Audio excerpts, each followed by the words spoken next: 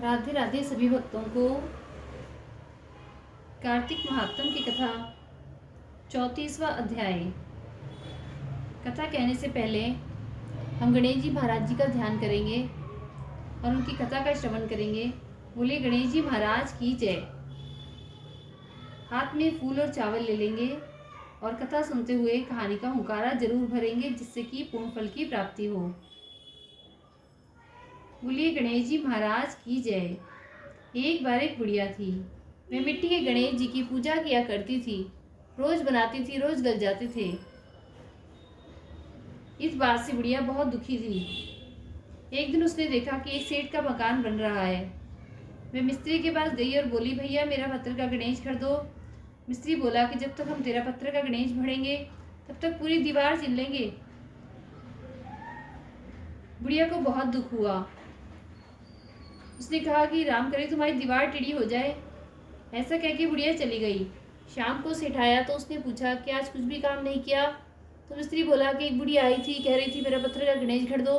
हमने नहीं गढ़ा तो कह गई तुम्हारी दीवार टेढ़ी हो जाए। तब से दीवार टेढ़ी हो जाती है, ढानी पड़ती है। सेठ ने बुढ़िया को बुलवाया और कहा कि हम तुम्हारे सोने के गणेश जी गढ़वा देंगे, तुम हमारी दीवार सीधी करा दो। सेठ ने बुढ़िया को सोने के गणेश जी गढ़वा दिए। उसकी दीवार सीधी हो गई। जैसे सेठ के बेड़े काम सीधे करे, ऐसे हम सबके करना। कहते सुनते हुंकारा भरने वालों के करना। बोलिए गणेश जी महाराज की जय। कार्तिक महात्म अध्याय 34।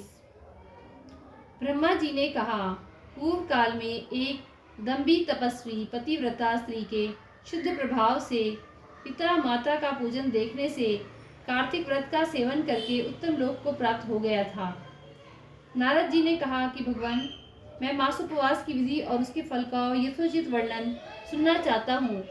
ब्रह्मा जी ने कहा कि नारद, जैसे देवताओं में भगवान विष्णु श्रेष्ठ हैं, उसी प्रकार संपूर्ण व्रतों में यह मासोपवास व्रत श्रेष्ठ है।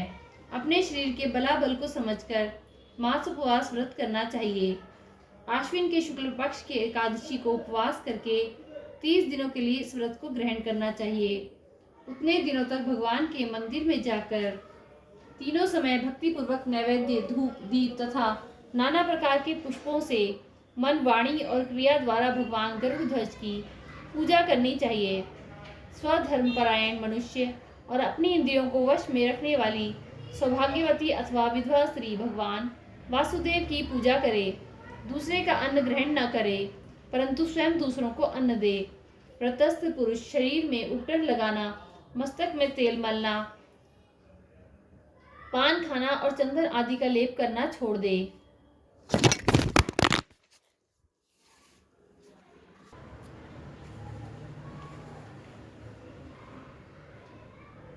इसके सिवा अन्य निषिद्ध वस्तुओं का भी त्याग करे।